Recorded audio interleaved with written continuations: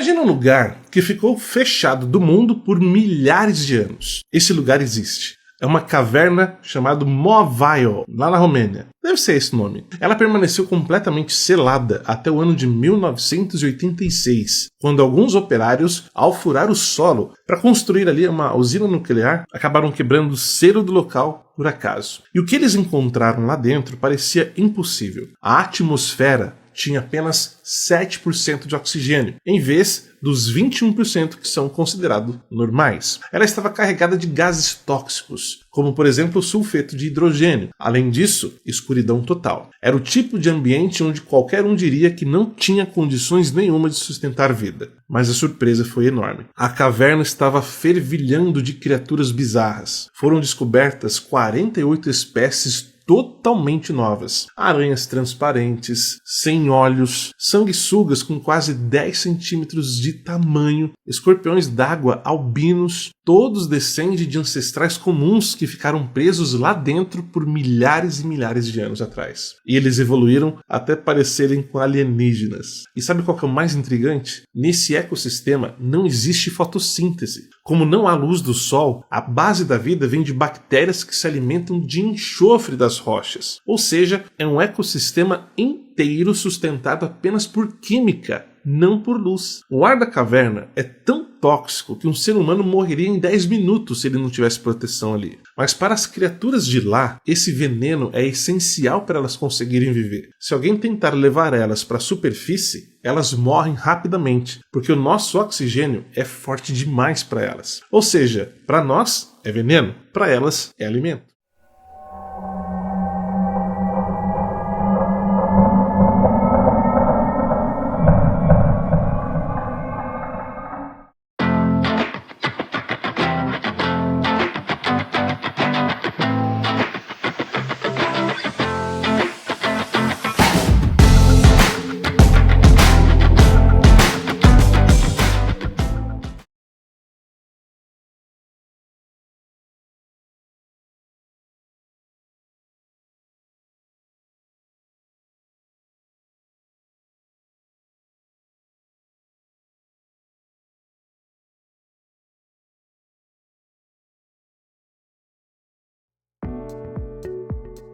Stamp, eu reparei uma coisa. 48 espécies. 4 mais 8 igual 12. Atmosfera com 7% de oxigênio. 21% que é considerado normal. A cara das coisas que você fala. 7, 12, 21. Mas tudo isso tem um significado maior. Qual significado? Veja mais este vídeo. Nem todo sofrimento nosso, nem toda crise é uma destruição. Um passarinho, quando fica apertado no ovo, ele quebra tudo. É um desmanche, é uma crise. Mas não é exatamente um funcionamento destrutivo, é a construção de uma vida. Então, às vezes, o que a gente está passando de crise, de sofrimento, que está incomodando, é, na verdade, uma disrupção. É a vida dizendo, você já não cabe mais dentro dessa casca de ovo, você precisa abrir horizontes, você precisa começar a ampliar seus horizontes. Porque você está num momento de disrupção, de repensar seus caminhos, que não cabe mais dentro daquela casca de ovo. A disrupção. Os 21 anos sem títulos. E o ano de 2023. Exatamente isso. Mas isso tudo tem a ver com a torcida do Botafofo. Depende. Como assim depende? Qual o conceito de psicopata? Um psicopata é um indivíduo com psicopatia, um transtorno de personalidade caracterizado por um padrão de comportamento antissocial, egocentrismo, falta de empatia e remorso e habilidades de manipulação. Essa condição envolve a violação dos direitos alheios e desrespeito às normas sociais, com origem que pode envolver fatores genéticos, alterações cerebrais e traumas na infância. Sim, mas o conceito básico é que ele não se importa com a dor do próximo. Ainda não entendi. Quando eu digo que o futebol é só uma desculpa, isso envolve também este aspecto, o da percepção. De saber quem se importa com a dor do próximo, no caso, do sofrimento dos 21 anos. E de 2023. Nossa, não sei como vocês aguentaram aquilo. Tudo é uma questão de entendimento. Igor, você já ouviu falar em antifragilidade? o que é antifragilidade? É assim, ó. A gente é antifrágil. Esse copo é frágil. Se eu derrubar ele quebra. O contrário de frágil é resistente. Se eu bater nessa madeira, não acontece nada. Ela não quebra, não fica mais forte. O nosso corpo é antifrágil. Quando ele apanha, ele fica mais forte. Ele não fica inerte. Então, Isso é antifrágil. Isso é antifrágil. Então, o seu coração, pra ele ficar forte, ele tem que sofrer um pouquinho. Senão, ele fica descondicionado. E se você precisa dar um pique pra salvar tua filha de um carro vindo, você não consegue. Então, ele tem que sofrer pra cada vez ficar mais forte. O corpo, tudo no nosso corpo é antifrágil. Osso. Quer perder osso? Fica na cama. Como é que osso fica forte? Quando você bate nele. E quando você traciona ele na musculação. Tem que sofrer. Quando o nosso corpo não sofre, ele definha. Quando o nosso corpo sofre, ele fica mais forte. Porque ele é antifrágil. Quando você fala vai gastar, você tá pensando em uma máquina. E o nosso corpo não é uma máquina. Nosso corpo é um sistema complexo antifrágil. Não é uma máquina. Essa comparação de corpo com máquina é o que causa essa dúvida nos leigos. Um carro, se você usa ele demais, ele quebra, porque ele é uma máquina. Mas se você usar de menos também, ele não funciona. Nossa, eu nunca tinha ouvido falar nisso.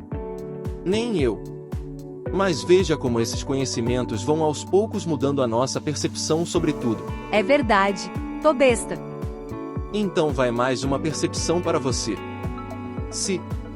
Eu disse se. Se toda essa questão de nós sermos escolhidos realmente for verdade, então faz sentido tudo o que aconteceu conosco durante a nossa história.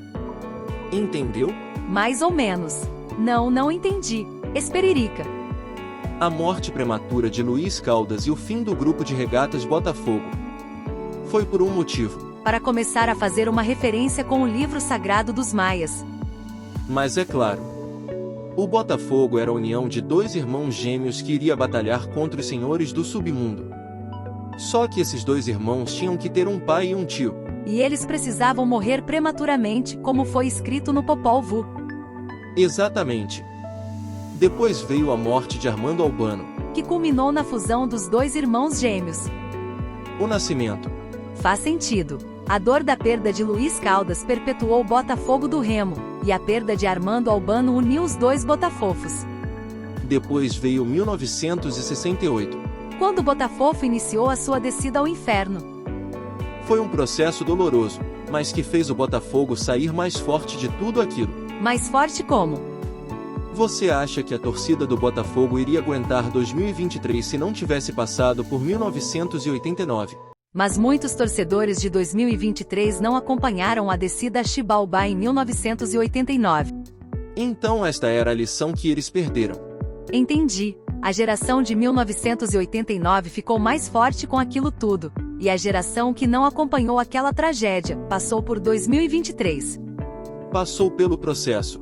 Interessante. Você sempre tem uma boa resposta para tudo, né? Sempre tem uma desculpa para justificar as coisas. Impressionante isso. Sou eu que sempre tenho uma boa resposta para tudo ou que consigo perceber as coisas que foram planejadas para acontecer. Por que raciocina? Luiz Caldas, Armando Albano, General Severiano, Emil Pinheiro. A morte dos irmãos gêmeos. O nascimento das crianças. A morte e a ressurreição. Tudo isso aconteceu exatamente como foi escrito no livro sagrado dos Maias.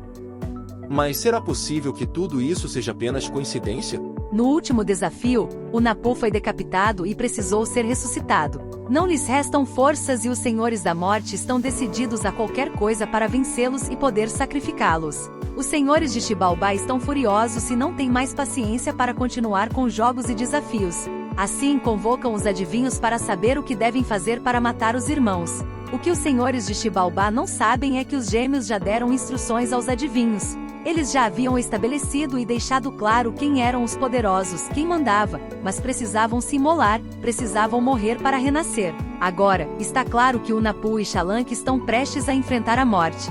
Supremo Morto é quem supervisiona toda a operação. Primeiro os gêmeos são cozidos. Queimá-los é necessário porque eles precisam do fogo para obter total purificação.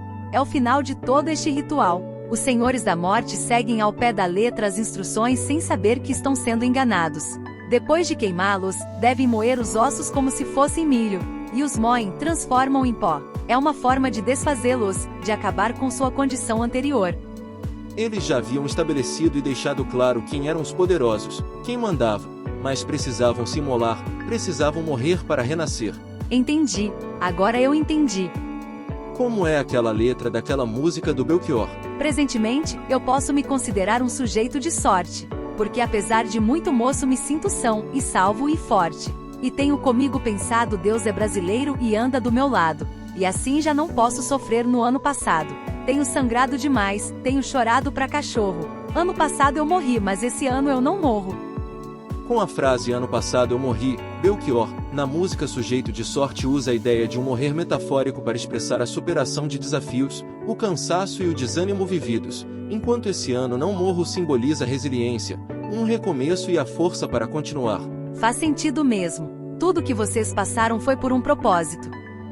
Foi por muitos propósitos. Olha, Stemp, eu vou te dizer uma coisa. Entender não é o problema. O problema é acreditar. Mas esse é o segredo da fé. Ela não deve ser comprovada. Porque se for, deixa de ser. Tá certo. E se não for verdade toda essa sua teoria, então é muita coincidência para ser só coincidência. Então que eu seja aquele dentre muitos que pensa fora da caixinha. Para sugerir essa teoria toda. Porque é por isso que o futebol é só uma desculpa. E o Botafogo é mais que um clube. É uma predestinação celestial.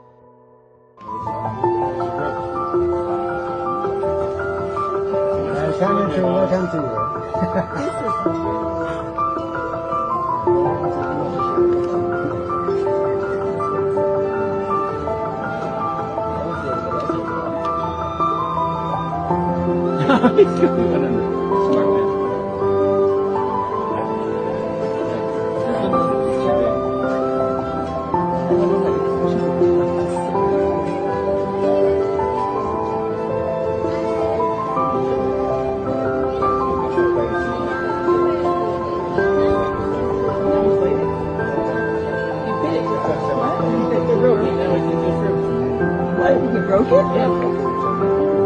They're so smart.